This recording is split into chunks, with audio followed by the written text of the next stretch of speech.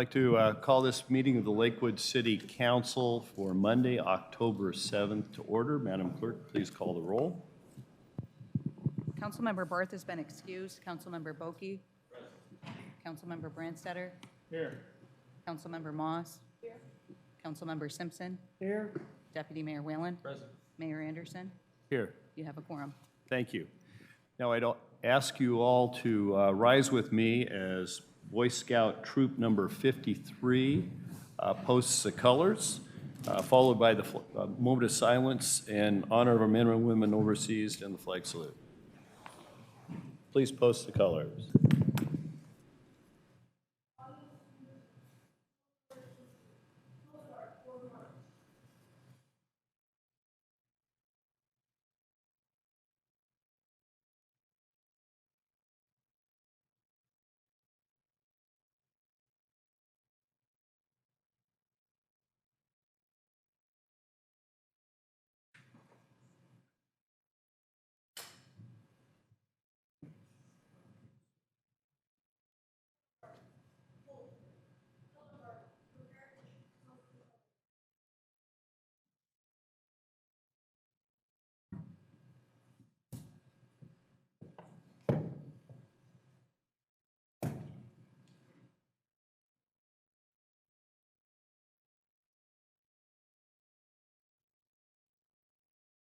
I pledge allegiance to the flag of the United States of America and to the republic for which it stands, one nation, under God, indivisible, with liberty and justice for all.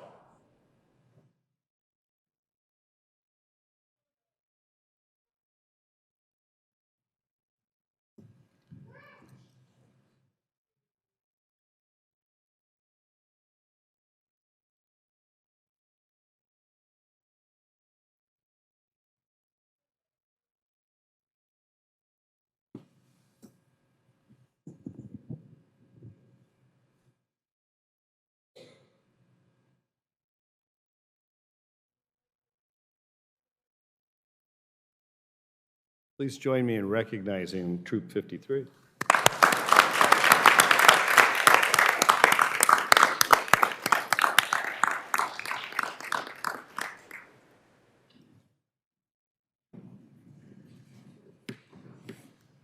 We now move to proclamations and presentation, and the first item of business in that section of the agenda is a police commissioning ceremony.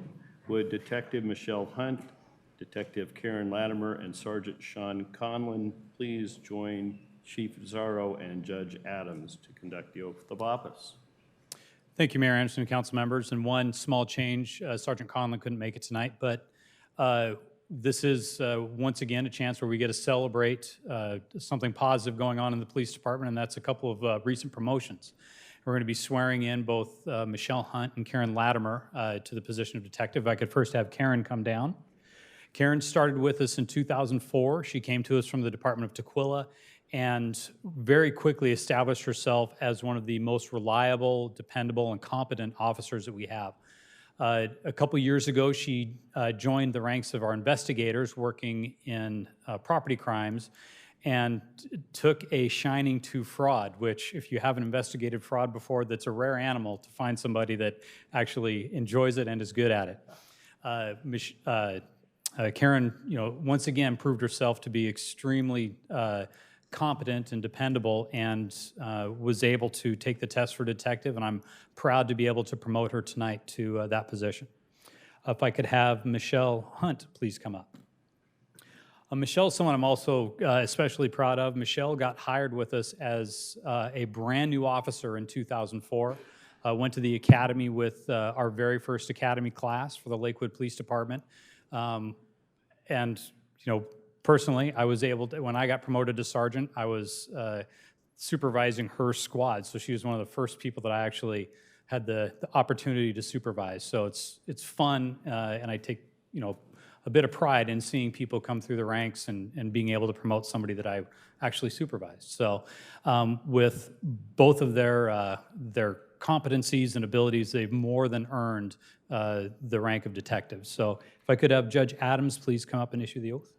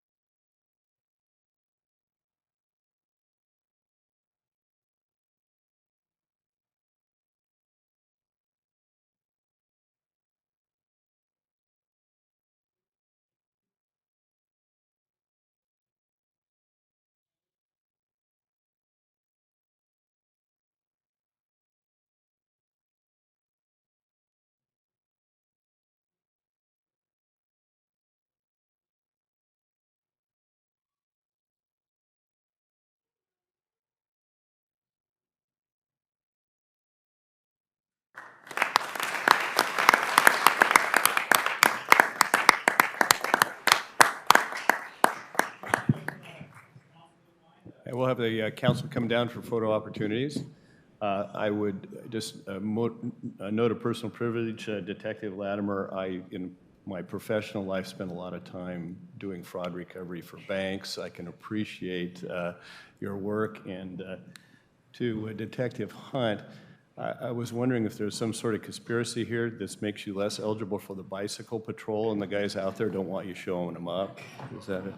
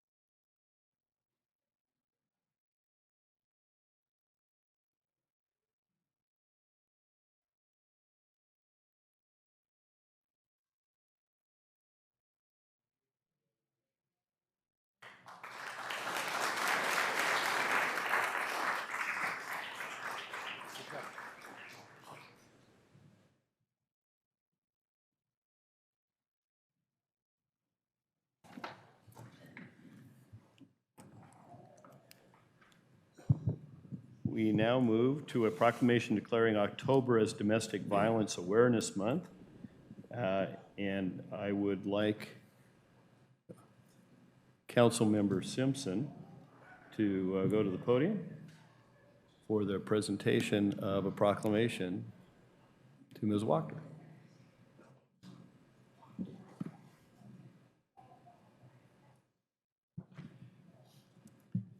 You know, it's a good day in Lakewood when I have the city attorney right behind me. So anyway, this is a proclamation about October as Domestic Violence Month. Whereas the city of Lakewood believes that domestic violence in all forms, whether involving assaults, threats, dating violence, stalking, violation of protection orders, or other manner of violence, negatively impacts individuals, families, and community. And whereas the city of Lakewood understands in particular the adverse impact on a child who is present, witnesses, or is aware of domestic violence in the home or in the family can be both immediate and lifelong.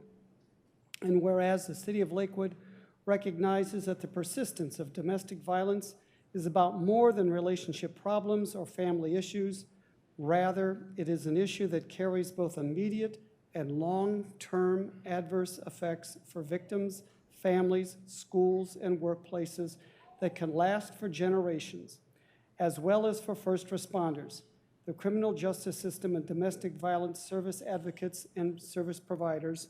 And whereas from January 1st, 2019 through August 31st, 2019, the City of Lakewood Legal Department, on behalf of the citizens of Lakewood, University Place, Steilacoom, and DuPont, filed 512 domestic violence cases, an average of about 64 cases filed per month, including 40 cases of exposing minor children to domestic violence.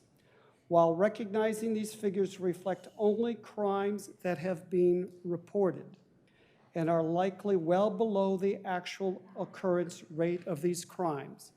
And whereas, in an effort to not only hold violent members of the society accountable for acts of domestic violence, but also in an effort to provide assistance to victims and families exposed to domestic violence, the City of Lakewood remains committed to a collaborative effort between city law enforcement and prosecution, as well as other entities, both civilian and military, providing support and advocacy for domestic violence victims and their families, ensuring those individuals receive support, assistance, and information to educate, protect, and ultimately reduce and eliminate acts of domestic violence. Now, therefore, the Lakewood City Council hereby proclaims October 2019 as Domestic Violence Awareness Month in the City of Lakewood and urges all citizens to join us in recognizing domestic violence as a crime with impact on individuals, families, and our community, with the ultimate goal of educating, protecting, and ultimately reducing and eliminating acts of domestic violence. Proclaimed this 7th day of October 2019, Don Anderson, Mayor. And I would also like to publicly state that it is a privilege and my privilege and honor to turn and give this to our city attorney, who leads a very proactive staff in addressing this problem. Ready? Anything you want to say? I want to thank the Lakewood City Council for every year reminding our community of what an important cause this is. When I got pulled into this proclamation today, I was originally scheduled was our city prosecutor. It caused me to reflect on our years of effort in this area. Going back many, many years, we have been receiving STOP grant funds, which dedicate at least part of an FTE, some years more than that, to do immediate contact with victims. The morning that they come in, each morning, there is a dedicated employee contacting each victim of crime, of domestic violence in the city. And in previous times, we used to actually staff victim advocates in-house with the prosecutors, and we've realized that the more progressive view, and in fact the more efficient view, is to build relationships beyond ourselves, and that gives us exponential power to reach these victims. We have very good relationships with both the YWCA and the Crystal Judson Center. That's been ongoing for several years now. So each and every victim of domestic violence in the city of Lakewood gets a very short turnaround on being connected to those resources. We can't, force the horse to drink once we get them to those resources, but we are making sure that they're aware of what those resources are. Also, during the last several years, we built a very strong relationship with the Joint Base. Those are folks that are very good to work with. They are very on top of this issue, but working collaboratively, we're able to have a better impact of knowing exactly what needs to happen when. This council has also been a leader in the code, where we added strangulation as an enhancing factor when we're prosecuting people for domestic violence, and as you heard in the proclamation, the presence of children. The less good news, if you will, there's not really always a lot of good news on domestic violence, is we still have about a quarter of our caseload, both last year and this year, is considered domestic violence. Strangulation cases, which weren't mentioned in the proclamation, were 10 of the cases that were mentioned, the 512. So the battle continues, and the news this year is that we've added a full-time dedicated prosecutor to all of our prosecution, but with particular emphasis on what the issues are that are related to domestic violence. As this council knows, just because it's a misdemeanor doesn't mean it's every bit as dangerous. These offenders don't just ramp up step by step. They can go from zero to very lethal outcomes, and I appreciate the support that we've gotten from the council in this area. So thank you very much. Thank you.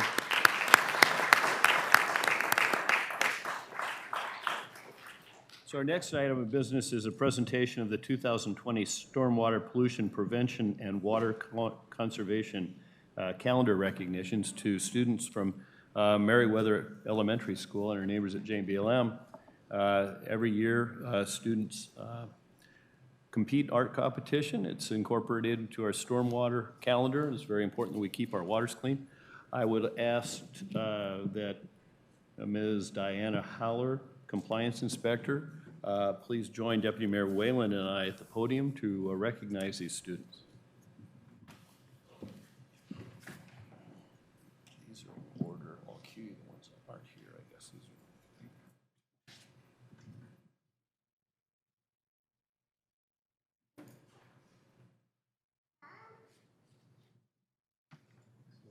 bring them out to the front after you announce them, right? You want to land here? Or do you want to come here? You want to say a few words? Thank you, Mr. Mayor and members of the council. So every year, the Public Works Department, the Stormwater Division, does an outreach calendar. And this is our 9th year creating the calendar, and we're working with the elementary schools on JBLM. So this is our 2nd calendar that's coming from Joint Base Lewis McChord. We chose Meriwether Elementary. And every year I go out there and do an assembly-style conversation with the students and talk to them about ways to help keep our stormwater from getting polluted. And I asked them to draw pictures to illustrate these in our calendars. Some of our messages are pollution prevention, illegal dumping, fish-friendly car washing, picking up your dog waste, which is always one of the favorite topics, where does stormwater really go, and using less fertilizer in your yard. This year, 15 pieces of art were chosen, 1 for the cover, 12 for the months, and we had 2 honorable mentions this year. And today, some of the students from Meriwether are here to be acknowledged by our city council and mayor. So if you'd like to come up when your name is called, Mr. Mayor. Yeah, thank you. As I call your mayor name, please come up to Deputy Mayor Wayland, who will present you with a certificate, and then line up along the podium. We'll have a photo op after everyone's received their certificate. The cover was designed by Alexa Villanueva, who I don't believe is here tonight. Just in case we made a mistake, you can run up to the front. January is Elise Deal, a 5th grader.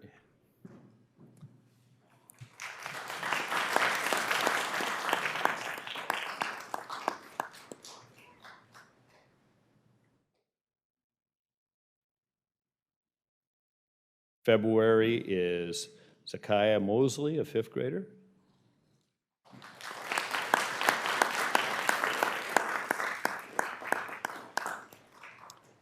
March is Marion Deal, a kindergartner. Marion?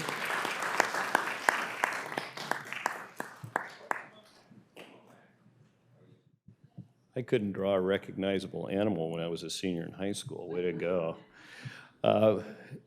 April is Katie Todd, a 4th grader.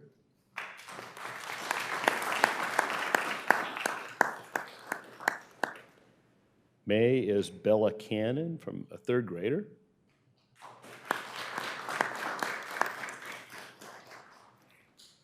Is Bella here? Oh. June is Teresa Rivera, a 4th grader.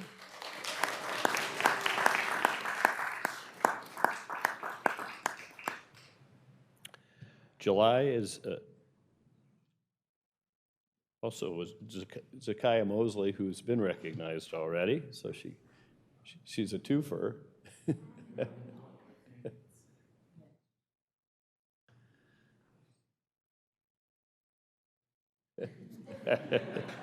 August is Elizabeth Dolan from the 4th grade.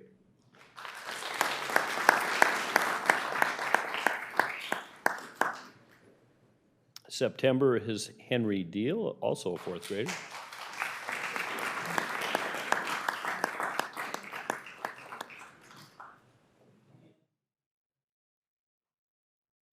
October is Ruthie Nielsen, from a 3rd grader.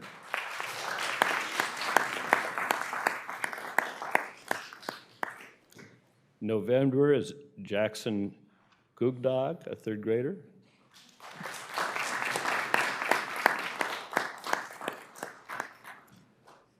December, Riley Hughes, a 4th grader, apparently isn't here. If Riley's here, come on up. Honorable mention, Matthew LaRoland, a kindergartner.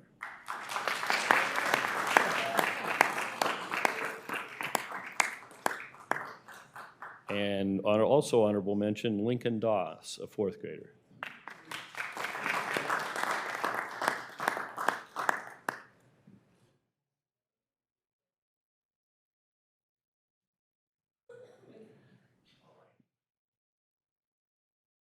So why don't we give them all a big hand and then have council come down for a photo.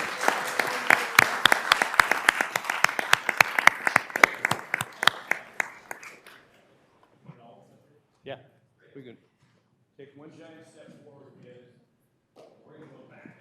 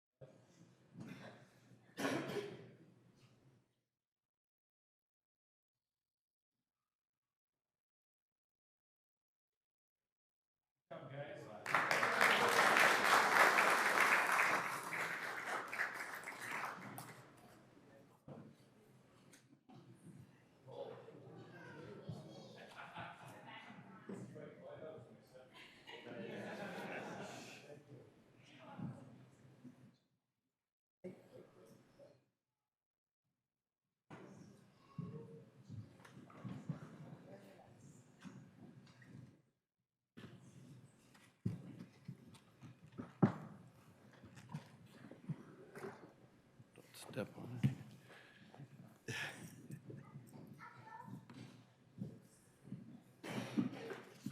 And thank you all for coming tonight. We now move to the Youth Council report. Just met with the Youth Council, and now they're going to give us, maybe they're going to give us a review of our participation.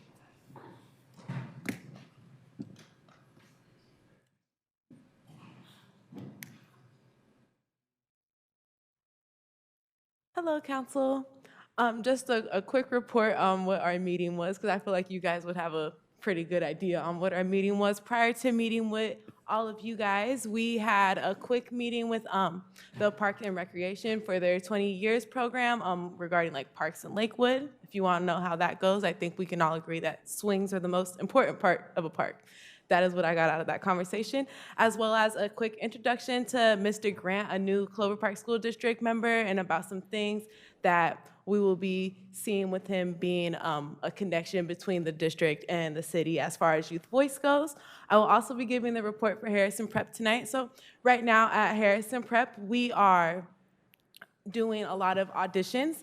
As our after-school program has started, a lot of the clubs have started their new member application process. We're doing a lot of auditions for drama club and for choir specifically. Black Student Union and Harrison Prep's first student television network have made their first moves this last week, actually. And other than that, a handful of seniors just took the ACT last Tuesday, and that is all that's going on at Harrison Prep right now as far as student voice goes. Or not student voice, but like student groups. Hi, my name is Therese Pasio. I'm from Curtis Senior High School. This past month, we've been starting our Daffodil Princess selection. So they've been meeting up with, we have about 3 girls, and they've been hosting meetings for kind of talking about how that selection is going to go. Also, our new school production of Newsies has been going on. So they've been hosting auditions and a lot of rehearsals. And we have our homecoming assembly and dance this Friday and Saturday. And so the theme is The City Awakens. So all around our school, you'll see a lot of kind of pictures of cities and celebrities such as Seattle, New York, and Miami. All right, thank you. I'm Kyle, I'm from CP. We've already had our homecoming dance at CP. It was a masquerade ball.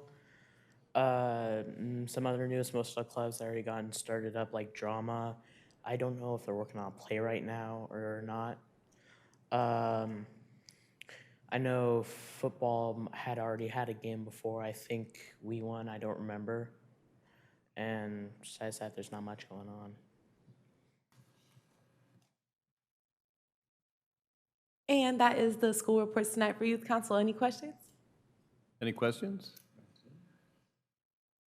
We've been asking you questions for an hour before the meeting, so we're fresh out now. Well, thanks for coming. Thanks.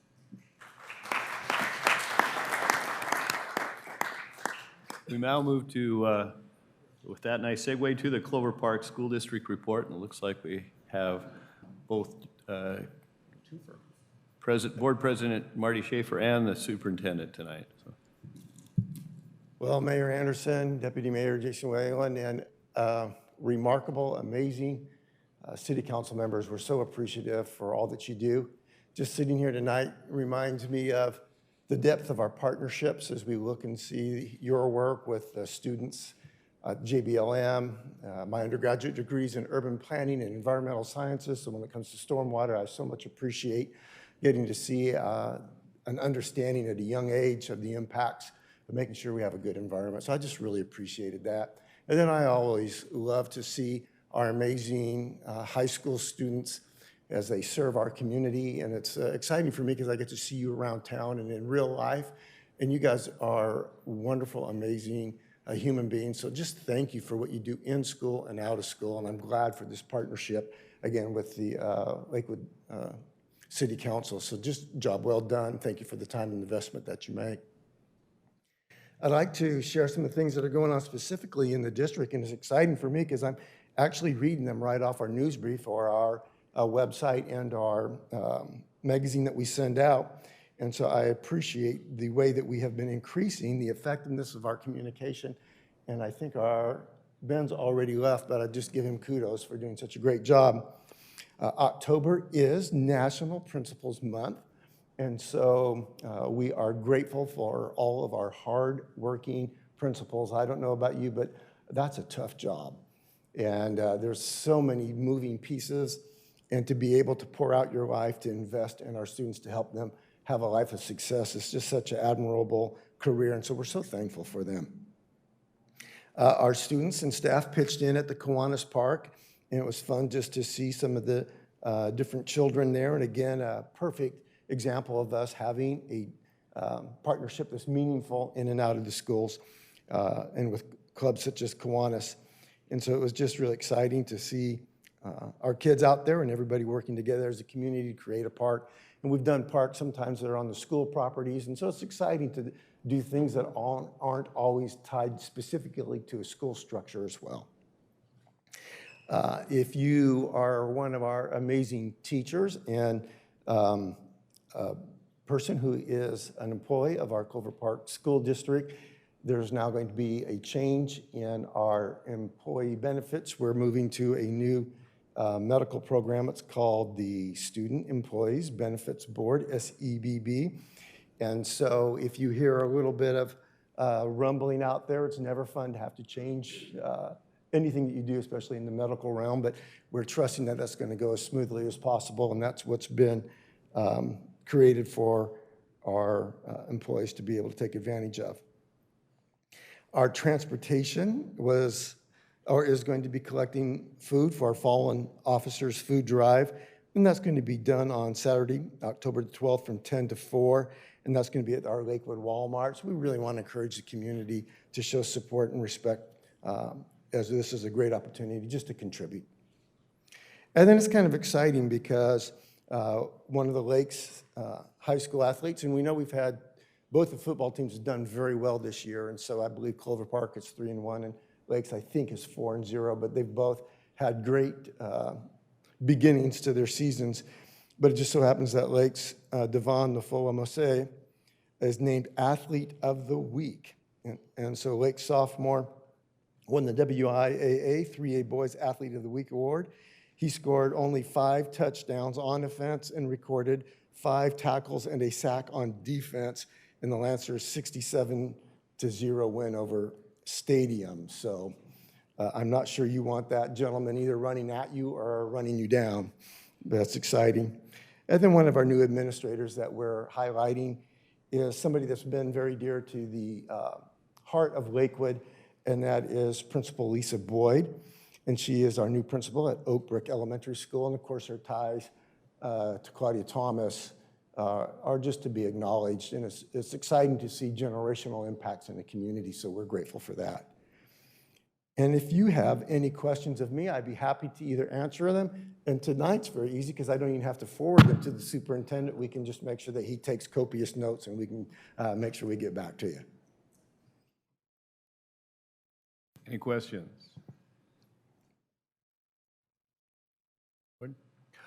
I just note that the county's having a PEBB transition at the same time, and that my wife, as a school retiree, transitioned into that, and there's a lot of fear sometimes, but the benefits are fine, and it's better for everybody, I think. So I'm not Good sure luck. if any of us really like change, and it's hard.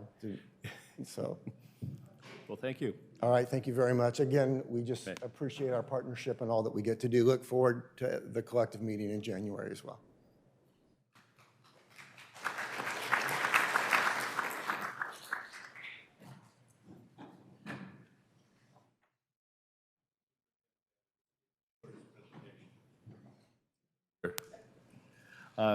We now move to public comment. This is when any member of the public may speak to any item of interest to the city, whether or not it is on the agenda. Please limit your comments to 3 minutes.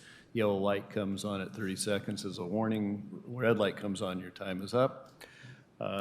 Please identify yourself by name and city of residence, such as Mary Moss, Lakewood, Washington. First person who has signed up is Logan Stevens.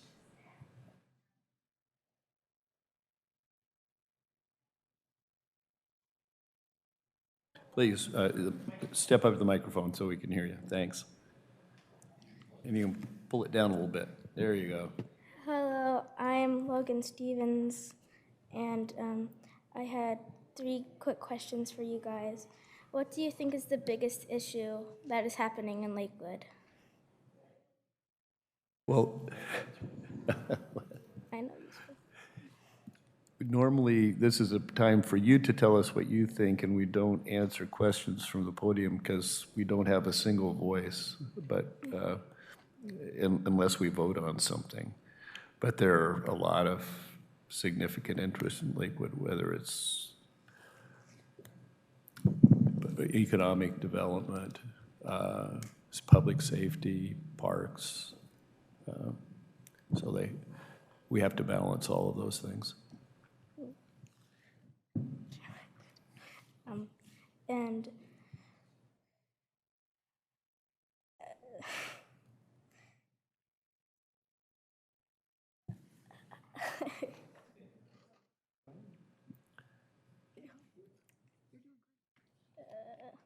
You got another?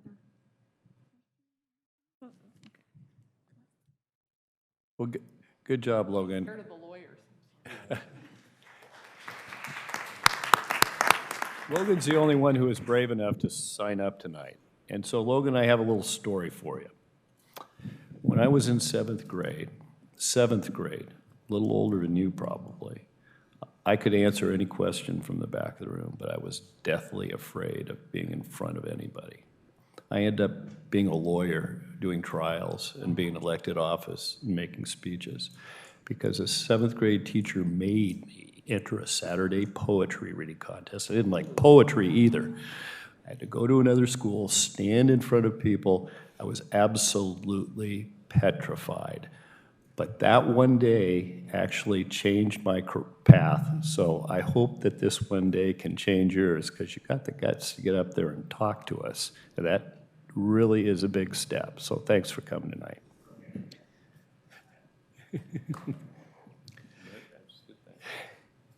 So that's all the people who've signed up, but if anybody else wishes to speak, please step up to the podium.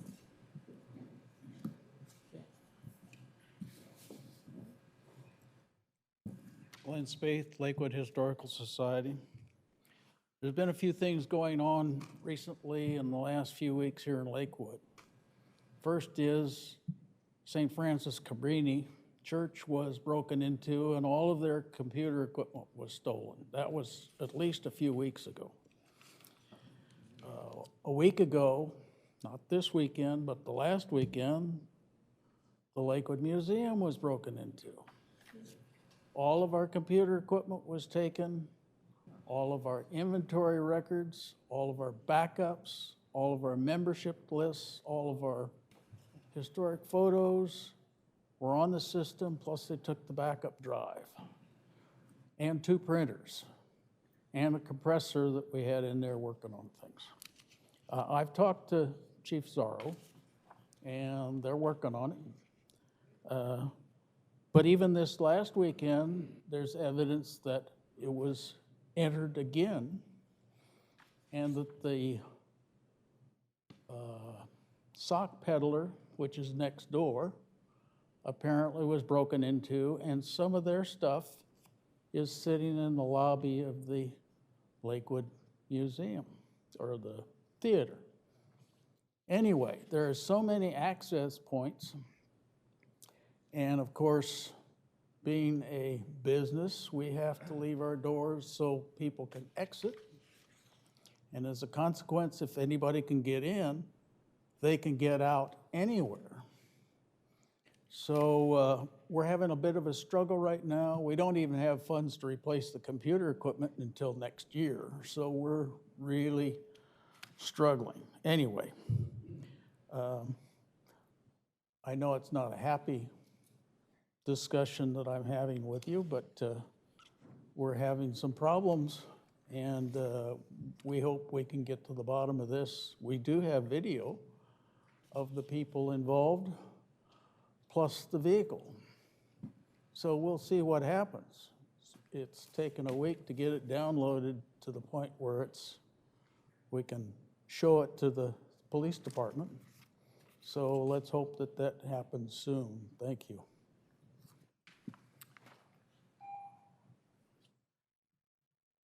I was going to ask a question for a merit badge, and I was going to ask the Lakewood City Council how they're going to solve homelessness and what can young people do about it? Well, if you come up with a solution, you can be a consultant and go to every major city in the country and tell them how to solve it, because it's such a multifaceted issue. What we try to do is to offer people who are on the street the opportunity to have help. We have an embedded, for example, we have an embedded mental health professional with the police department who goes and visits them, refers them to various resources. Unfortunately, the laws took a swing with respect to what's called involuntary commitment of people with serious mental or behavioral problems. And it's not a crime to be on the street, and unless they're an imminent danger to themselves or others, you can't lock them up or send them to a residential facility to get help. They have to voluntarily do it. And a lot of people out there have made choices. Some make bad choices and aren't very good people. Some are people with significant problems who can't rationally make choices for themselves. So we try to bring them in, give them help, get them to the resources, or make them comply with the existing laws. So those are kind of the primary touch points that a city has. We aren't the main social service provider. It's more of a state function. Thank you. Is there anyone else who wishes to speak at public comment? Hearing none, I declare public comment closed. We now move to the consent agenda. Madam Clerk. A, approval of the minutes of the City Council meeting of September 3rd, 2019. B, approval of the minutes of the City Council study session of September 9th, 2019. C, approval of the minutes of the City Council meeting of September 16th, 2019. D, approval of payroll checks in the amount of $2,457,068.64 for the period of August 16th, 2019 through September 15th, 2019. E, approval of claims vouchers in the amount of $2,976,329 for the period of August 16th, 2019 through September 13th, 2019. F, motion number 2019-57, appointing Judy Swartz and Susan Warner to serve on the Lakewood Arts Commission through October 15th, 2022. G, motion number 2019-58, authorizing the execution of an interlocal agreement with Pierce Transit for off-duty police services.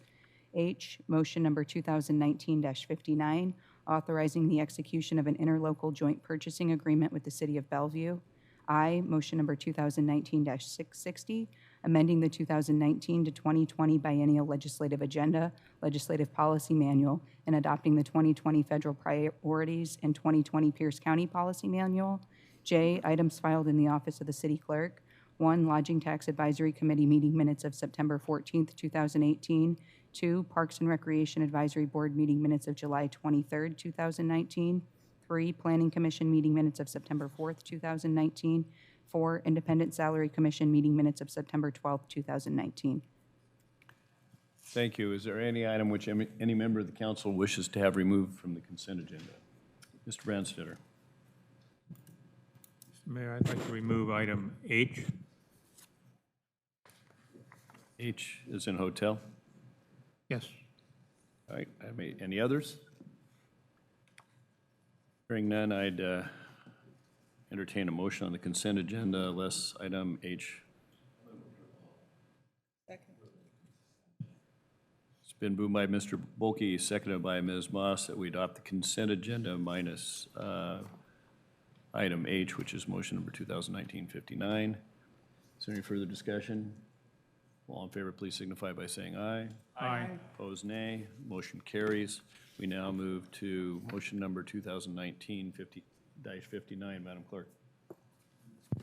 Motion number 2019-59, authorizing the execution of an interlocal joint purchasing agreement with the City of Bellevue. City Manager, could you explain the substance of this motion? Mayor, I'll call upon our Public Works Engineering Director, Paul Busich. Good evening, Mayor, members of the council. Tonight before your consideration is a topic we discussed at a council study session. It is the opportunity to use an alternative procurement process authorized by state RCW. The City of Bellevue has a job order contract in place. They have excess capacity available for others to use. They've offered Tukwila and Lakewood to use that capacity. There's a low risk to the City of Lakewood because we get to decide whether we have work executed under this contract or not. We would do a thorough evaluation on any work to make sure it met our standards for specifications and costs. Based on Guardian, that is the holder of the job order contracting procurement process for the City of Bellevue, they're estimating, based on their experience across the nation and other jurisdictions, about a 20 to 25% cost savings in total for projects that are awarded through the JOC contract. Tonight before you is just a request to authorize the city manager to execute a formal interlocal joint purchasing agreement with the City of Bellevue so we can start evaluating this process with Bellevue and the Guardian and contractors. Thank you. Any questions? Entertain a motion. So moved. Seconded. It's been moved and seconded that we adopt motion number 2019-59. Is there any further discussion? Mr. Branstad. Mr. Mayor, I actually don't have any problem with the interlocal agreement itself per se as it is structured. But I would note that I am concerned that we may be missing a step that we should take prior to entering into such an agreement. As the city council, we work in the realm of policy, budgets, vision, and planning. That with respect to, and we have some goals, a significant one of which is the transparency in which the city goes about its business. Learned over the past 8 years that there's a real advantage to having clearly stated policies in a variety of areas, specifically finance and procurement, that we would go through and that we could follow. That, and I think that when it comes to being clearly stated, that doesn't just mean that a technical expert understands them, but that they're understandable more broadly than that. The interlocal agreement that's before us today is made possible because at the last legislative session, there was an amendment to an RCW that allowed small public works contracts to be exercised and obtained through cooperative purchasing, which had not been something that had been allowed before. That as such, it's a procurement tool. And the procurement tools that the city is going to use and our procedures and methods for how we will use them are published in our, procurement policies, City of Lakewood purchasing policies.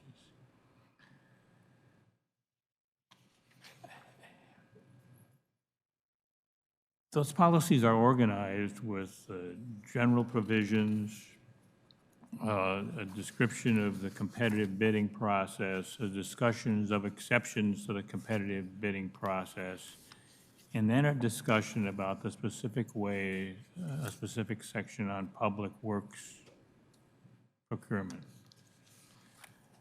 I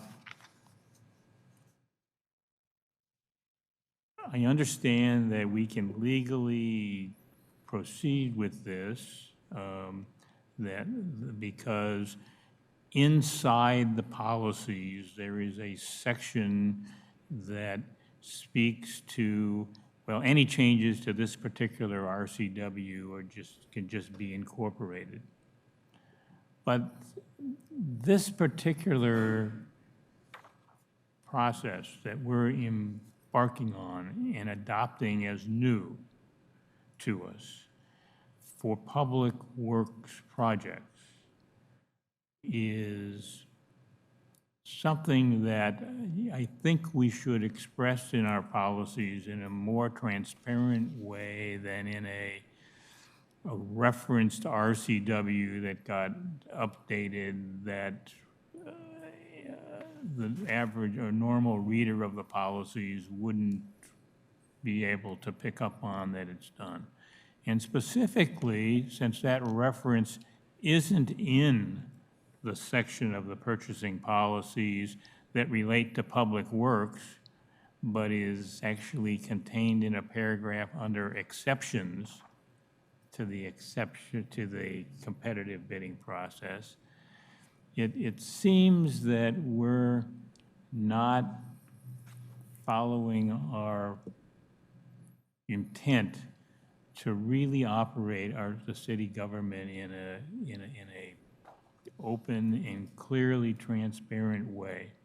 And public works contracting is, I think it's something that's important. It's important to be clear what tools we're using to do it and to remain silent in the public works section of the purchasing policies about a new tool that we're planning to use strikes me as inappropriate.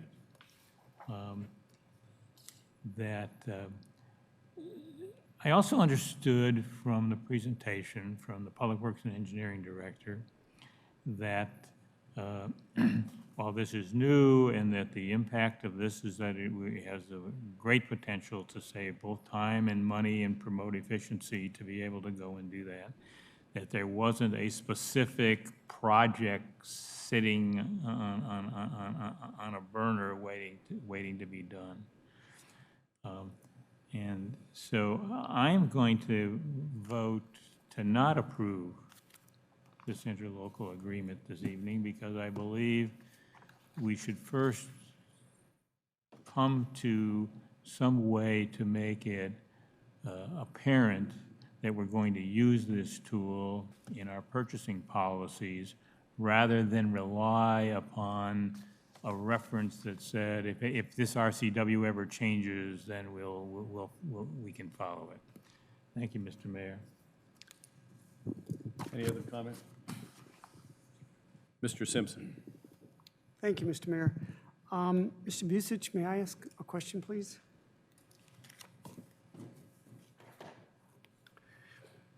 If I understood Councilmember Branstetter correctly, the gist of his argument is that we could be more transparent.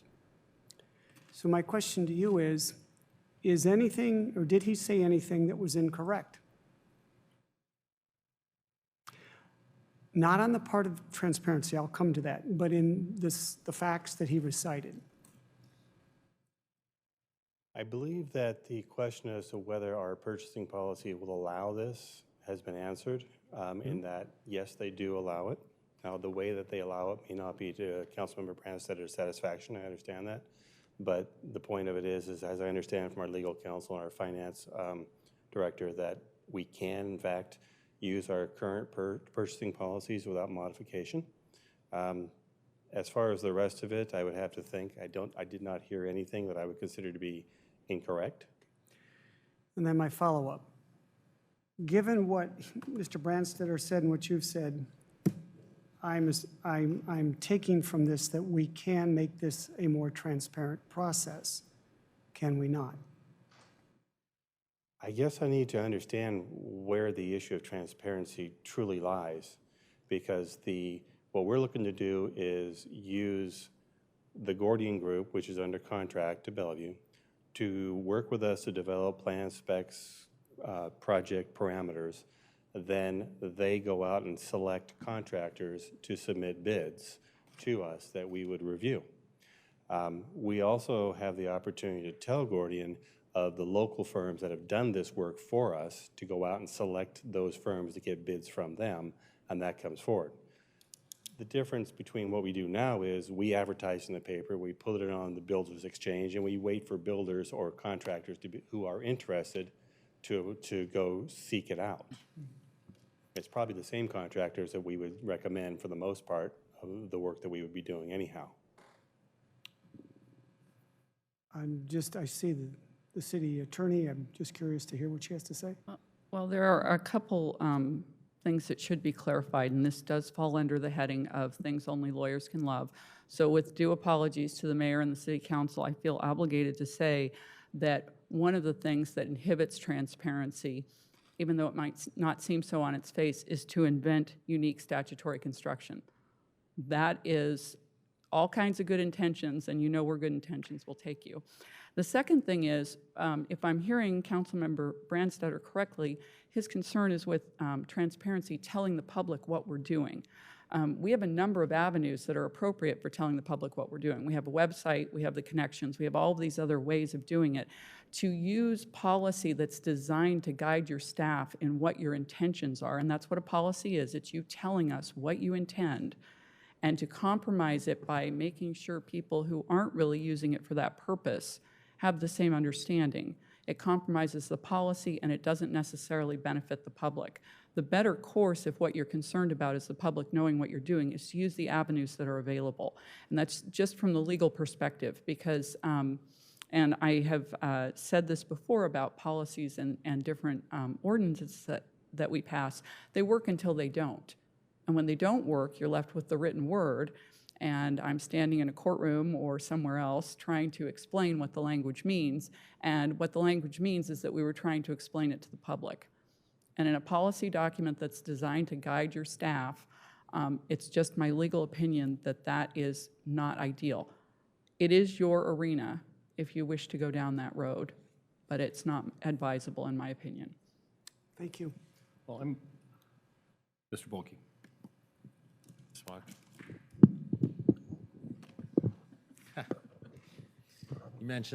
You mentioned avenues that are already available to us. What would those avenues be? If your purpose is to explain to the public what you're doing, and that's what I heard Councilmember Branstetter's concern to be, the avenues for telling the public what you're doing are the Connections newsletter, the website, Facebook postings. We can make this a priority in terms of telling the public.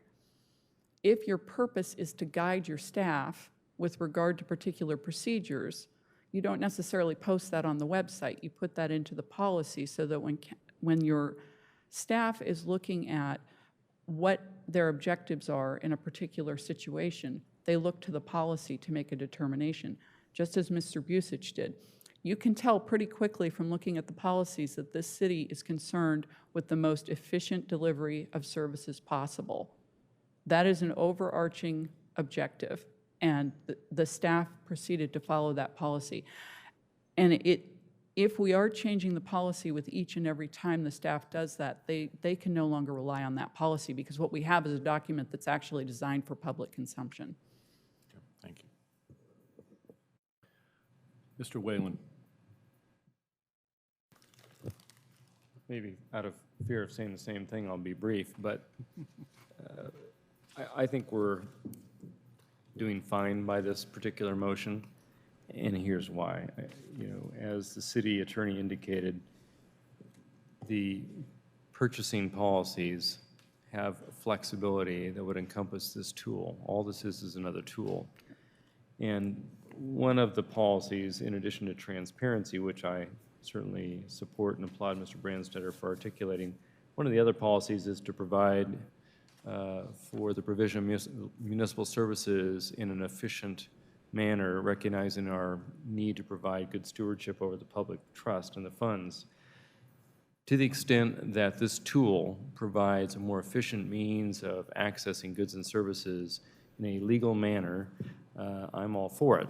When I look at the statute and its declaration of purpose, and I'm referring to RCW 39.34, which is referenced in the first whereas clause of this interlocal joint purchasing agreement, it plainly states it's the purpose of the chapter to permit local government units to make the most efficient use of their powers by enabling them to cooperate with other localities on a basis of mutual advantage, and thereby to provide services and facilities in a manner and pursuant to forms of governmental organization that will accord best with geographic, economic, population, and other factors influencing the needs and development of local communities.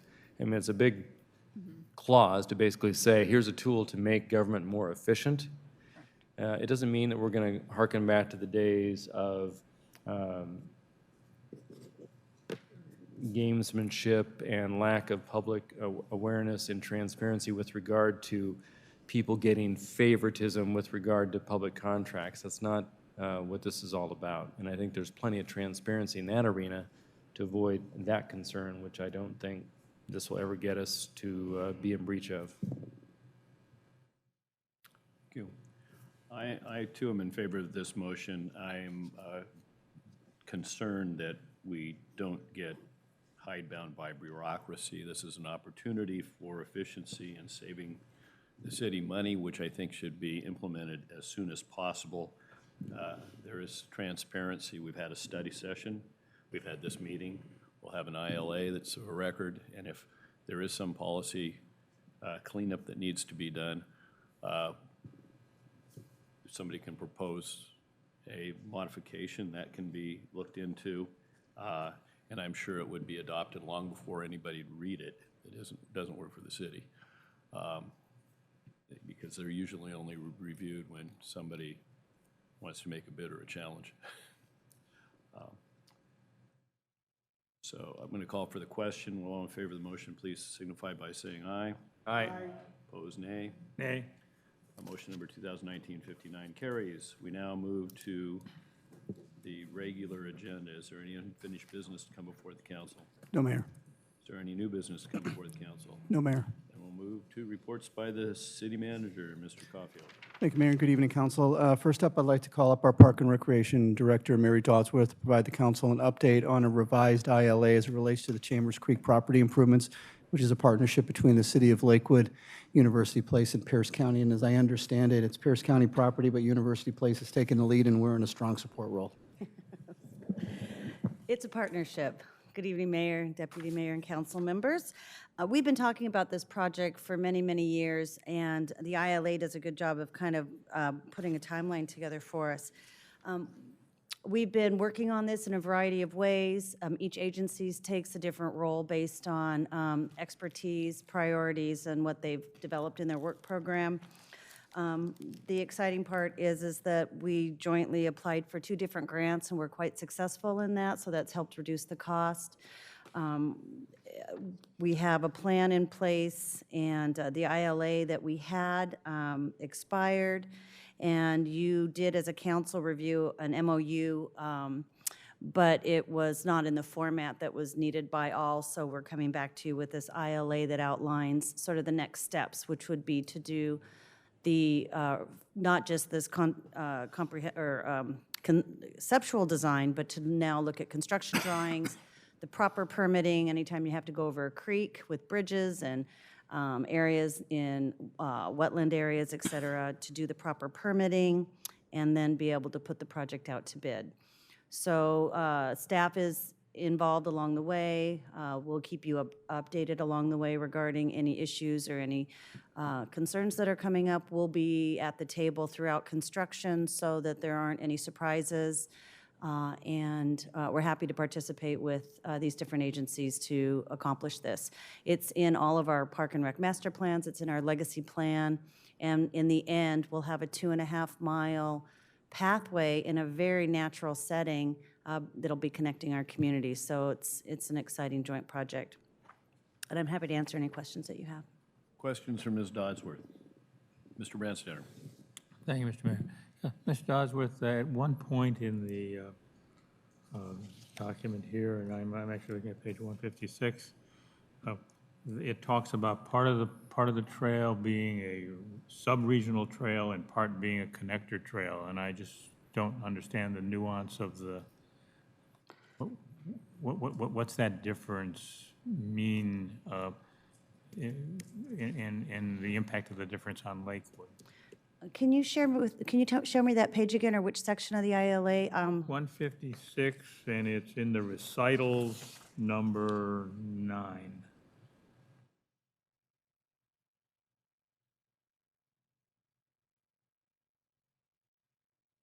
You can just say the Roman numerals. Which one are we talking about? It's number 9, IX. Okay. On page 156 on my packet, but it's. I think it's just that the different plans call a sub-regional trail would be maybe, I'm not exactly sure, because this is actually in the Pierce County Parks and Rec PROS plan, so they may have different terms. We have regional parks and urban parks and community parks, so I'm assuming these are identification based on some criteria, and I can clarify it for you. I'm not sure exactly what it means, but it's all the trail system to connect from Phillips Road to Kobayashi Park on the east side of the trail, all the way to get to the end, which would be at the Chambers Creek Road. Okay. But I can clarify that for you. I'm not familiar with all the different terms. I was just wondering if there's a difference in the standards or of the responsibilities of the city for our portions of the trail that goes with either of those two connections. And my other question is that in the terms and conditions, there is Lakewood is agreeing to construct proposed trailheads within 10 years of trail construction, and then in other places it says we expect the trail to be constructed within 10 years. Do I interpret that as that we have like potentially 20 years before we have to build the 2 trailheads? Or are those 10 years run concurrently? And really, what's really our plan? How quickly are we going to get the 2 trailheads that are going to give residents of our community built? Well, we've recently improved the Phillips Road trailhead with donations from Partners for Parks and the Rotary, and we did the work at the end of last year, just installed the gate earlier this week. So we have improved the Phillips Road trailhead now. There is an expanded improvement to that, but we wanted to wait and see how the area was used, if there was additional parking needed. But we have made improvements down there now for the Phillips Road trailhead, so you can more easily access that portion of the trail.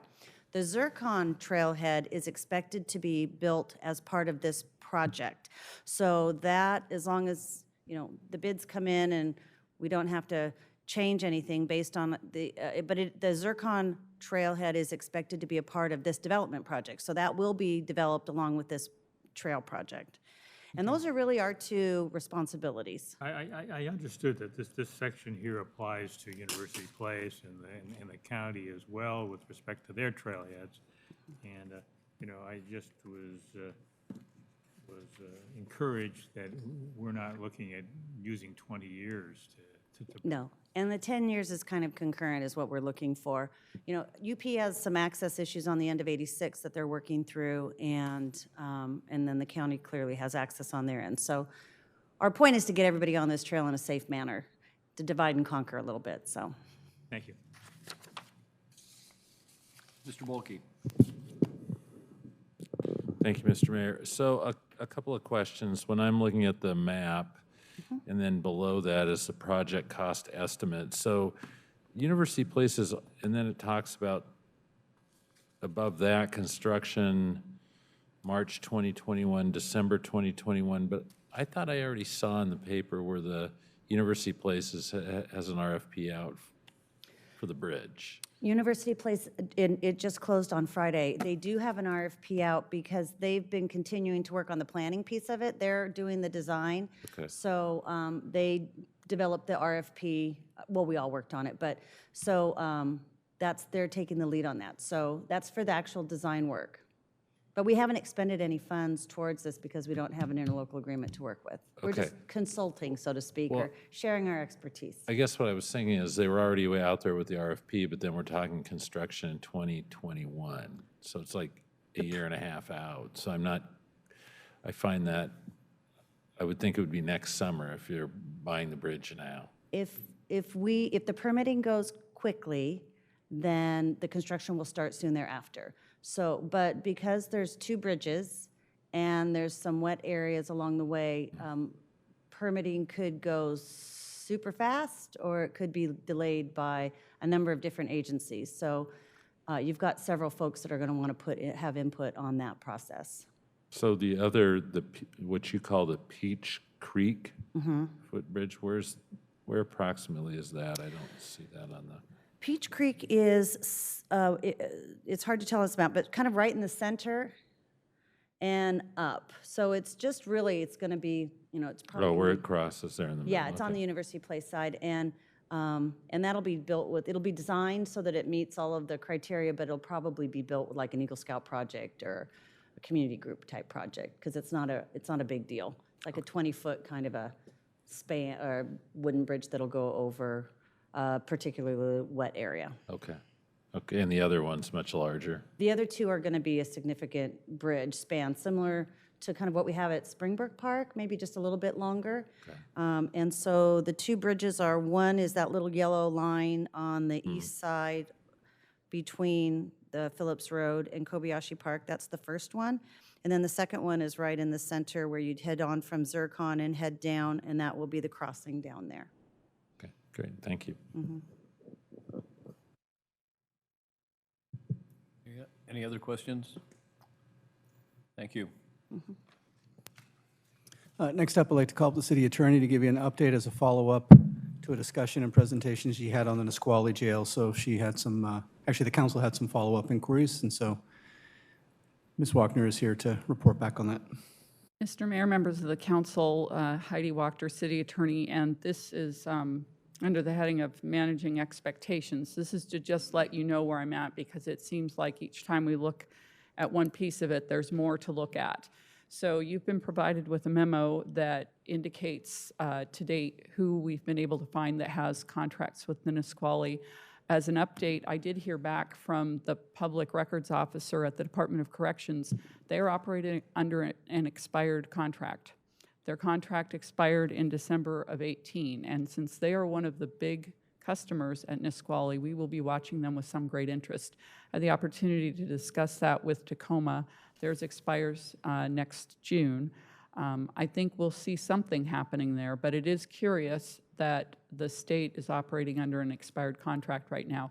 You'll also see that the city of Lakewood and Stillicom's been sort of closely following us in these agreements, are by far the lowest. One of the most recent agreements reached was with Shelton, and that one is $40 booking and $102 a day. And they, in their agreement, are agreeing to a guaranteed number of beds. So they're just putting a blank amount out there. And from anecdotal indications that I'm getting, there's not a need to reserve bed space. The Nisqually do have plenty of room from everything that I'm hearing. So that's what I know about who's contracting with DOC and where the contracts are at right now. They are all over the board, not only in price. There are other jurisdictions that do the required bed space. There are some jurisdictions that have a static booking, while other jurisdictions, it varies year to year. I believe the Nisqually when they say they want a standard contract, because this has to be challenging to manage. And what we're seeing in the billing, and this is not unique among contractors, is that the billing tends to be a little all over the board, and there needs to be a lot of extra administration put into making sure that we're being billed accurately. And that takes me to the next section that you had the most questions about, and that was the medical billings. To date, what I've been able to find out is that each and every time EMS has to respond, and it's Lacey EMS that responds to the Nisqually, we are charged $1,025 if it's one of our patients. And to date, no one has any better definition of medical than where we're at right now. It's sort of, the Nisqually in the wake of the Elm case started doing 24/7 in-house medical, and they're offering to roll that into their overall price. But obviously, if something serious happens, they do have to call for the EMS, and they're not going to absorb that cost. As we were looking at the billing, we realized that we needed to do a little bit deeper of a dig because the billing is a little bit sporadic. I now have on my desk a pile about that thick that I'm going to go through so that I can more accurately answer your question. I just recently got those, but I think it was a very thorough search, so I'll be able to answer that question more accurately. I will also tell you that Lacey is currently dealing with litigation over a stroke that occurred in the Nisqually facility. So that is only going to heighten the concern about the medical issue. And finally, what I put in the memo to you is who everybody's using for jail services. And I really thought I'd see a lot more of a Wapato, Yakima, that sort of thing. And in fact, I spoke with someone from Lacey. They were looking at Lewis County, and Lewis has said no room at the inn. And the feedback I'm getting on the places that are on the other side of the mountains is that the logistics of transport really only make it worthwhile if you have a particular person who's going to stay long enough to make it pay off. So we will continue looking at those options and doing a deeper dig, but for places like Yakima and Wapato right now, I don't have a city in Pierce County to just contact and sort of shortcut that. It's going to require rolling up the sleeves a little bit. I anticipate having better information for you sometime in the spring and certainly leading up to June, because at that point we should see some movement with DOC and most definitely with Tacoma. I would be happy to take any further guidance from the council so that I can be responsive to what you're interested in this area. Any questions from Ms. Walker?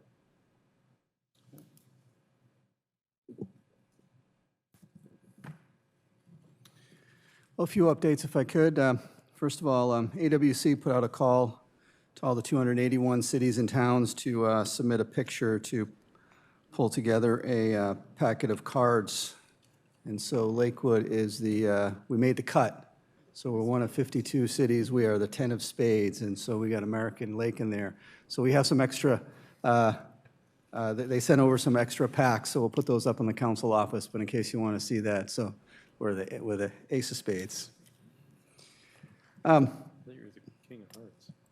You know, if you look back just actually last week or earlier this summer, last year, and certainly a few years ago, you know, the city of Lakewood, we have, you know, we're known to take on some pretty significant heavy lifts on items that we know are going to be important, not just to our community, but also the region as a whole. And a lot of times, you know, actually all those times, it requires, you know, strong partnerships, particularly with our state and federal partners. And in all of these instances, these are areas that we really had no control, but what is it that we can bring to the table, but is our influence and a good, strong argument on what the facts are.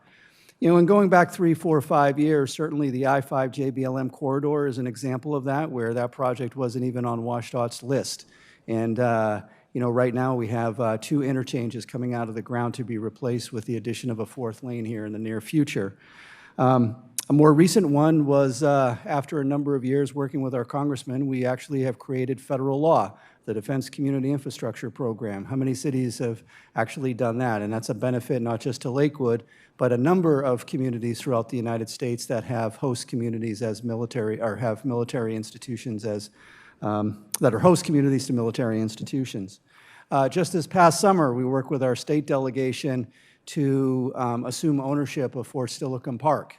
And then lastly, last week, this body approved, or 2 weeks ago rather, this body approved an agreement with the Department of Defense whereby the Department of Defense is going to commit $80 million over at least the next 20 or 30 years to finally resolve the North Clear Zone. And that has been an issue that has been around for about half a century. And so as we look back on that, you know, that's pretty significant. At the same time, we're not done. And at your retreat a couple of Saturdays ago, you know, really the next big item is Lakewood Landing and moving WashDOT. That's something we have really no direct control over. But what is it that we do have is we have influence. Earlier today, our team went down to Tumwater to their regional headquarters, WashDOT's regional headquarters, and we met with some of their leadership from WashDOT as well as representatives from Commerce and OFM. We had a very, very good discussion, and this has been an ongoing issue for a number of years now. They were very, very pleased in the fact that the city is taking the lead to try and secure the funding to move WashDOT someplace else, and then they also further recognize what that is going to do to that area and what the benefit is to not just our community, but Pierce County as a whole. And they're very, very supportive about that, and I believe them on that. A couple of things that we're going to continue to move forward on is how do we use the proceeds from the sale of the property? Because right now, under state law, it's difficult to do that. Another is, the legal limitations of the property that they own in Woodbrook that was acquired for other purposes. Can they use that property to perhaps move their new facility to? Another is internally, OFM is going to reach out to other state departments to see if maybe other state entities can partner with WashDOT, which means bringing additional money to the table to make this happen. And then another is, it's a $30 million project. It's big. How can we, reduce the cost? And everybody around the table from all agencies was like, yeah, I think we need to take a concerted effort at that. And certainly that is a huge change from our dialogue and conversation we had with them, 3-4 years ago, or even just 2 years ago. And so when we left the meeting, I wanted to remind everybody at that table that Lakewood was all in on this and that we weren't going to give up on it. And hopefully sometime in either this upcoming legislative session or perhaps maybe in the next legislative session, our expectation is that we're going to find the funding and we're going to make this happen. So that's the update that I have for you on that. And again, that is something that has been around going back to the mid-2000s. And of course, it fell off the radar because of the economic decline back in 2008 and 2009. But this is the furthest we've come, and quite frankly, we've just got a little more ways to go. And I know that's a heavy lift to try and come up with the funding, but I'm absolutely confident that we're going to get it done. And again, it comes on the backs of the great partnerships that we have with all of those agencies. Last week, myself and our communications manager met with the producer of an organization called Behind the Scenes, which is a program that talks about great places to live, work, and raise a family. I know I sent you a note on this. Long story short, at first we thought that this might be a benefit to the city of Lakewood to participate in this. It would cost us $23,500. However, after further kind of just poking around on it, quite frankly, our initiative, Building Your Better Here it would be duplicating that or replicating that, but not as good. I'm just being upfront with you. If it's something that this body wants to pursue, let me know, and we can put the funding in the mid-biennial budget. Initially, I thought that we would be recommending that this is something that we want to pursue, but again, after having a conversation and then doing some additional research, my recommendation is that we not do it. So unless it's something that you want to do, let me know.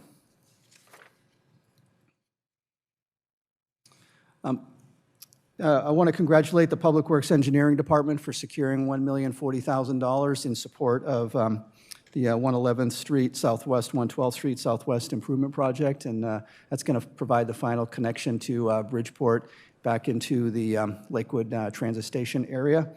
Also, our Parks and Recreation Department, through the Pierce County Conservation Futures Fund process, we are ranked, the Wards Lake property, the acquisition of that property, we are ranked 5th out of 12 applications according to their Citizens Advisory Board recommendations, and so we're well above the cut. So unless this Pierce County Council later on this fall comes in and takes our project out, good chance that we're going to get the funding to be able to secure that property. I mentioned the cooperative agreement that this body approved a couple of weeks ago. We now have all the money necessary to be able to secure Tactical Taylor. Our team has been in conversations with them, and so we're going to get that process underway here ASAP. Actually, I saw the team talking earlier this afternoon, so that is in process. I mentioned about the option of really expanding our Veterans Day footprint on November 4th at your regular meeting. And my recommendation is that we move forward with doing that. And the reason being is because we have been able to secure Congressman Denny Heck. He's available to come and speak, as well as some others. And also, if the weather will hold out and we can get the memorial bricks out there engraved, we can also recognize those new bricks as well. But the city clerk is taking point on that. And so again, unless there's some objection from the council and not wanting to do that, we'll move forward with an expanded celebration of, or recognition of Veterans Day on November 4th. As a follow-up to the adoption of our state legislative agenda this evening, we have identified a date that will work not just for the 29th district, but 2 members of the 28th, and that is Thursday, December 5th, here in the council chambers. Unfortunately, Representative Kilduff, her schedule just doesn't work out, so what we'll do is we'll try and figure out some time to meet with her separately. But at this point in time, Thursday, December 5th, we have all 3 from 29th and 2 from the 28th. I think as I previously reported to you, the Department of Ecology did get back with us on the Shoreline Master Program that you adopted earlier this year. Long story short, they have some recommended amendments. Actually, they're not recommended, they're mandated. And so they're not earth-shattering. And so what we'd like to do is bring that back for your review because it has to be done in 30 days. We want to bring that back for your review at your next study session, which is Monday, and then for council consideration as part of your regular meeting in 2 weeks. The 3rd annual Larry Saunders Service Award, which is spearheaded by the Lakewood Community Foundation, received 7 nominations. Councilmember Barth is going to serve on the selection committee as she has done in past years. They expect to make a selection the latter part of this year and then make the presentation as part of your January 21st, 2020 council meeting. And the first award in 2018 went to Diana Formosa, the founder and president of Caring for Kids, and of course last year it was the Lakewood Rotary Club. I want to offer my congratulations and our thanks to Andy Gernon in that Community Healthcare, celebrating their 50th anniversary this year, has selected the city of Lakewood as being one of their health heroes. And that's a great recognition in terms of what we do in the community. And Mayor, your response to that young man earlier today, what did we do in support of homelessness? Well, this is certainly, a key safety net that we provide, or a number of safety nets that we provide our community. So they're going to be having a big event on Wednesday, October 30th. I've already gotten, including yours, Deputy Mayor, I've gotten 4 RSVPs. I'm going to go ahead and secure a table of 10. And so if you're interested in attending, let me know. And I know actually Councilmember Moss, Deputy Mayor Whalen, myself, and Mr. Buer so far. I think probably Mary Dodsworth will go. But if anybody else wants to attend, just let me know in the next day or so, and we'll get you all signed up there. And I'm sure they're going to want to do some kind of recognition. So you'll all have to, all you elected officials that show up, you're all going to have to go up and be recognized. One of the outcomes of the last session was a bill out of the Senate called 1923, which provided grant funds to local communities to focus on housing, including, for example, developing sub-area plans. It was a pretty quick turnaround on this. The application was due, I think, last Monday, September 30th, whatever September 30th was. Tax credit, it's a grant? No, this is a grant. This is different from 1406. Okay. This is a program where the state allocated a bunch of money, up to $100,000 per city, to do studies to, basically a sub-area plan, just like we did in our downtown. And so we actually submitted for the Lakewood Station District, and there's actually a means to our madness there because it also includes the Lakewood Landing area. And so that would be something that we could further kind of, work through as we look to develop that area. So I know the competition will be very, very stiff on that. But I'll certainly keep you posted. And if it's something for some reason you don't want to do, we can always, just say thanks, but no thanks.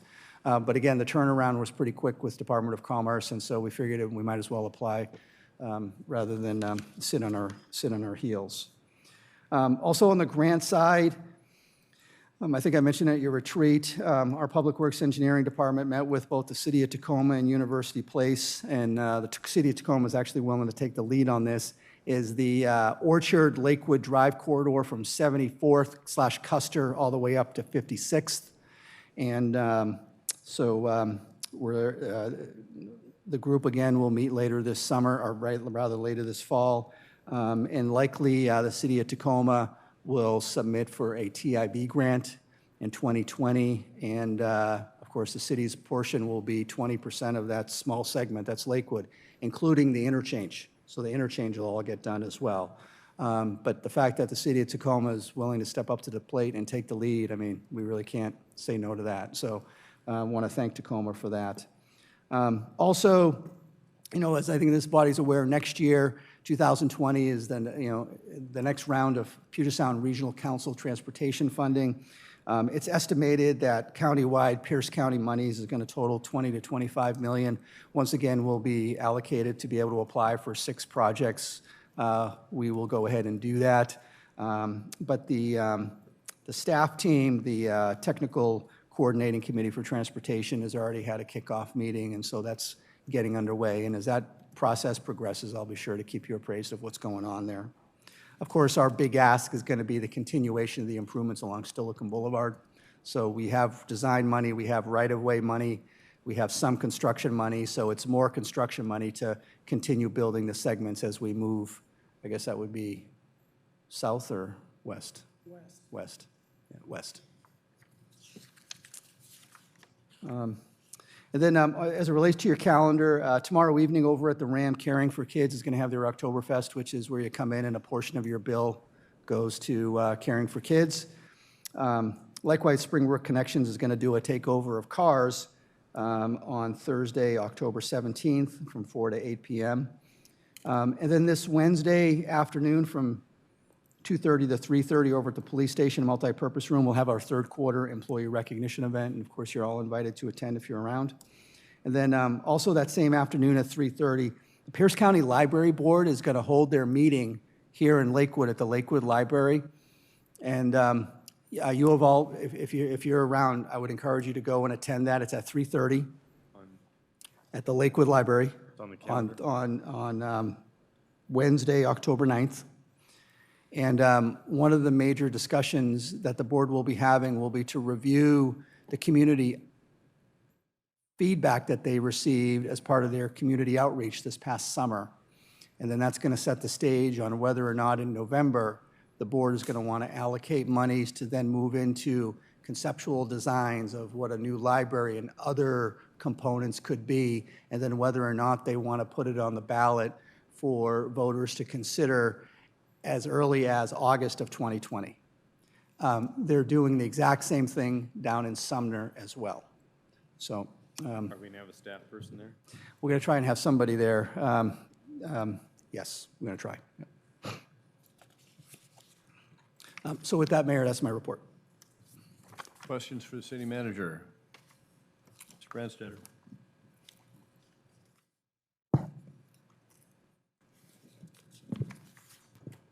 Yeah, thank you, Mr. Mayor. Yeah, Mr. Caulfield, I'm glad to hear that we're met the timeline to submit for some funds that would allow us to then do a sub-area plan that is be supportive of the developments in the Lakewood Station area, to include looking at Lakewood Landing, but also the areas on this side of the tracks. I guess I would just say that if we were to receive that grant, and I'd want to move into it, but I'd want to make sure that we go into that intending to do the same sort of quality type job that we did with the downtown plan. And so make sure that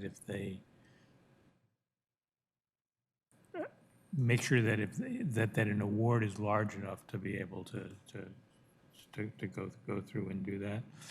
And I'm very supportive of being both expansive and inclusive to as many veterans and veterans groups as possible at our meeting on the 4th.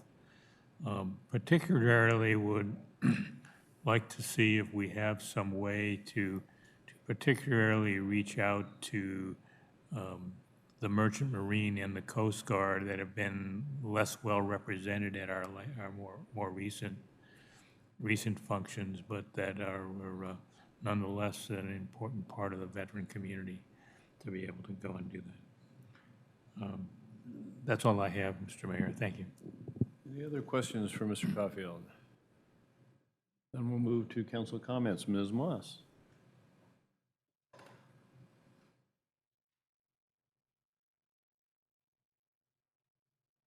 Thank you, Mr. Mayor. If I'm not mistaken, flags are not. I think they are. I didn't want to embarrass the Boy Scouts, but I thought, that's not right. So, but anyway, we correct that. I just wanted to, I just wanted to share with you guys that following our retreat on the 28th of September, I did go by the grand opening for the Java smoothie store that opened up here just down the strip from Safeway. They were really happy that the city thought to come by to visit with them. It's a young group of people, and I did pick up some coupons that you can stop in and have a smoothie on them. So, thank you. Food. I'll take one. Food. Is that it? Mr. Bulkey. Thank you, Mr. Mayor. A couple of things. The city manager mentioned the Conservation Futures purchase at Wards Lake. Actually, that resolution is tomorrow, is final tomorrow. It's Resolution 2019-123, and we're right at the middle of the list. We're 5th of 12, or almost right at the middle of the list. It'll purchase 11 acres. They have technical advisory comments, so a couple of them are would be beneficial for public to own. Loop trail and access helps complete the park, which I think they're going to talk about. However, the trail construction will likely be difficult and expensive. It says, and then they then recommended that the city undertake an environmental assessment given runoff and adjacent uses, because there's runoff issues there, and that we're currently updating the master plan. So, and it's scored really well. So, so hopefully by this time tomorrow, we will be on our way. Of course, it has to be included in the budget, and then they have to negotiate with the owner. So it's always willing seller, willing buyer, willing seller. Other than that, couple things this week. Communities and Schools is having on Wednesday night, October 9th, at the Environmental Services Building, actually in University Place, kind of a get-together between 6 and 8 p.m. For a fundraiser. It'll be interesting to get to meet our new, this is really the first event for our new executive director. And I think Mary Dodsworth is going to represent the city. And then Thursday night, if you want to enjoy a real good meal, Custer Elementary takeover of the McDonald's on Steilacoom Boulevard. Always a great show. It was a lot of fun last year from 4 to 7 p.m. So the kids are there, the teachers are cooking. So come and enjoy a Big Mac meal. Councilmember Simpson, we'll see you there. Mr. Branstetter. Thank you, Mr. Mayor. I did want to say that I thought that our retreat last Saturday went very well. I think we accomplished some good work in terms of fine-tuning our coming to a point of where we can speak with one voice on a legislative agenda. And I'm looking forward to, in December, being able to have a conversation about it with you know, the representatives from the 28th and the 29th. I thought that went well. Actually, following the retreat, I had a chance to go over and be at Kiwanis Park, where there was a community build going on of the new playground where the Kiwanians had raised the money provided to us. You know, the build included some folks from our park staff, but included, you know, I would estimate, you know, at least 80 folks from the community from a variety of different groups, from athletes from Pierce College to folks from some of the service clubs, some church organizations to be able to go and do that. And there were, other than the fact that there were a few instances that you could use to write a thesis on how many people does it take to tighten a bolt, that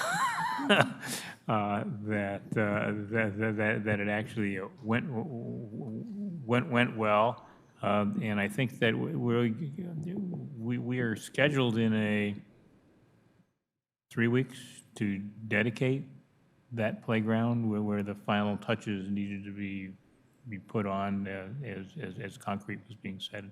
So that will be a good addition to our park system to be able to go and do that, and hopefully it'll increase the use of that park, and with greater folks in there, maybe reduce a little bit of the instances of vandalism that have been occurring at that particular location. That's all I have, Mr. Mayor. Mr. Simpson. Thank you, Mr. Mayor. I would echo Councilmember Brandstair's comments about the retreat. I thought it was very well done, and it certainly was done in a fashion that was understandable. I really enjoyed that retreat. I also, speaking on the note of enjoyment, wasn't tonight fun with the Youth Council? I mean, I cannot emphasize as a former teacher that I used to tell my students I hope they learned as much from me as I do from them. And I think if you take that attitude with a lot of young people, you get a lot farther than you'd expect. And it also goes to show that something about this city staff and this city council, in that we build relationships. We build relationships with JBLM. We spend a lot of time with in the Squally. But we would be, and we're not remiss, and we build relationships with the next generation. And so I'd like to see what we did tonight become an annual, continue, builds on some of the other things we do with the Youth Council. Because I think if there's any one thing I had to pick, it would be working with those kids. Thank you, Mr. Mayor. Thank you. I'd like to apologize for being absent at the retreat. I'm sure you figured everything out in my absence. I would note that when I arrived back late Monday night, I experienced a 50-degree temperature drop. And I did return with gift of edibles from Hawaii for all of you. And these are ones that are legal to take in interstate transportation. However, I don't have them with me tonight, and we'll have to wait 2 weeks because Deputy Mayor Whalen and I will both be out of town next Monday. So we need an individual to preside over the meeting, and perhaps Ms. Wachter knew the rules. But I know historically, during my time in the council, mayors before me designated someone. And I think I didn't have the opportunity to go back and look at the rules, whether the body, in absence of the chair and vice chair under Robert's rules, elects its own presenter, or excuse me, presider, presiding officer. So, in absence of... They want to do it? Yes. Yeah. Would you like to do Yes, it, sir, Ms. I would. Simpson? If there Let's was have no... that guy do it. Well... So you guys are both down. So I would say that we should... Oh, we're at study session. It's a study Yeah, session. study Correct. session. Because I was thinking we should move in that. Yeah. Well, you'll move in then. It's a study session, not a regular meeting. I just had So one if there's... suggestion. Yes?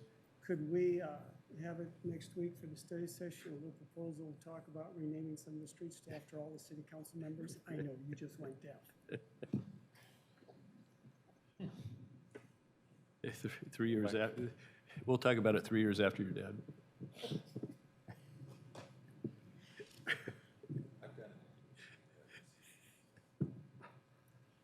All right, if there's no objection, I appoint Mr. Simpson to preside over the study session next Monday night.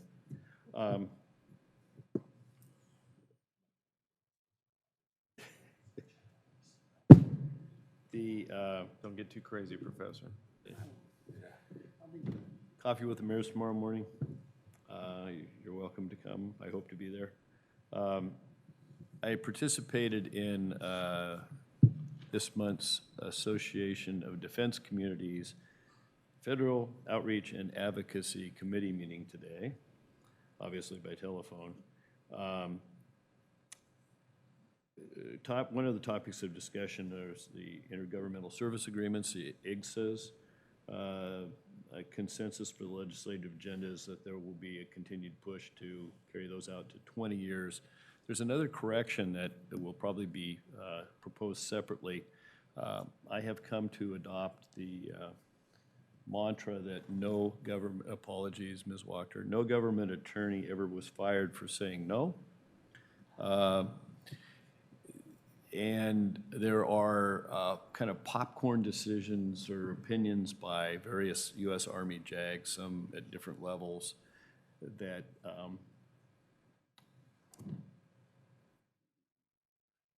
I think greatly distort the intended displacement prohibition in the IGSAs. So the IGSAs preside that you can't award an intergovernmental service agreement to a municipality to provide some service on base if it displaces federal workers. It can displace contractors, but not federal workers. Some of these JAGs, and I are one at one point, have said that that means that even though it might be a contract today, if there was a civil service groundskeeper 10 years ago that might be resurrected if the contract went away, that would fit the prohibition. That's not what Congress intended. It's pretty clear, but they can't get around that. So there's going to be an effort at a legislative fix on that. There was also discussion with respect to a possible move to clarify that on land swaps, you can swap for services, which might be of interest to us at some point. Now it's land for land, and we were working a way to kind of escrow that under that, but there's some interest in the Department of Defense to being able to trade surplus lands for a contract for services with other governmental entities. I don't know that that has any traction, but it might show up on the legislative agenda. And with respect to our dear friend DSIP, it's in conference and nobody knows. May know something next Wednesday. That's it. Anything further? Mr. Whalen? I was the missed one. You were missed? Yeah. I thought you already left for your daughter's wedding. Yeah, exactly. Okay. Just checked out mentally, huh? Yeah. Just a couple of things. I wanted to echo Mr. Simpson's comments about the meeting tonight with the Youth Council. I thought it was great. Prior to that, I met with the Arts Commission. They are coming to you next Monday during the study session for the joint group. I won't be there because of the wedding for my kid, which will be an art event in itself. But it's important. They're going to be looking for direction from all of you about how they may want to tweak the public art policy that we reviewed years ago. And they don't have record that it was ever passed by us. I thought we did pass it when Dennis Higashiyama was leading the charge. But in any event, that's coming up as part of their work plan. They're looking for feedback on what themes we want, location issues, other types of issues that will frame their work for us to make good recommendations in the future, because their natural response to the last go-around was, we made the recommendation, and you apparently didn't like it, so give us some feedback on what we can do better the next time. And I told them it wasn't we didn't like it, it's just you get 10 people in a room and you get 10 different opinions, and that's the way public art is. So following the Arts Commission meeting, we had the Youth Council meeting, and my question that I was assigned was to talk to the youth about what they thought about public art and vision and locations. And it was really interesting because consistent with every table that I sat at, they said, you know, we would love to see murals, the opportunity to have really cool murals in town that are colorful, that provide an opportunity for youth interactivity, that would be in an area where, you know, it would be okay to, you know, write or color or project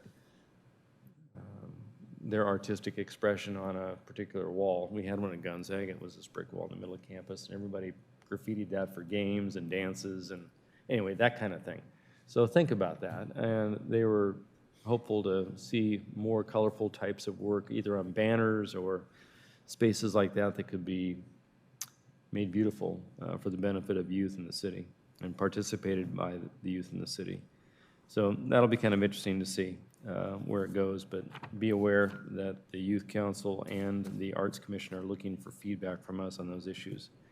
This last week, in terms of meetings, I chaired, as the chair of the Economic Development Board for Tacoma Pierce County, their retreat, their annual retreat, which was held in Lakewood at Lakewood Gardens a couple Thursdays ago. I think it was last Thursday, 2 Thursdays ago or 2 Fridays ago.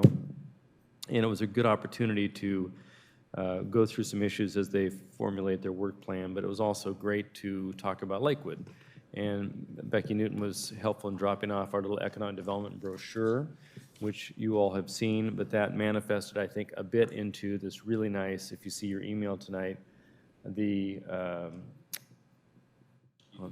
EDB's monthly newsletter that goes out and has hyperlinks about all things Lakewood, and it talks about Lakewood being on the grow and Lakewood ripe for development. And so that's just really good press for the city as it goes out to hundreds, if not thousands, of recipients, including the business community and many of our investor leaders. So, you know, thanks to Becky and John's team that we keep up on that, and that information remains fresh and relevant. So thanks for that.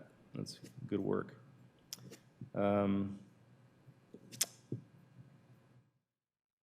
That is about it. I will be out Monday the 14th, as we talked about. I'm also out Monday the 21st.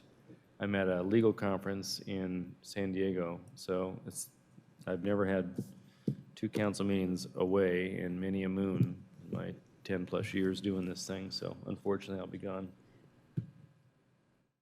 Is that it? Ms. Barth.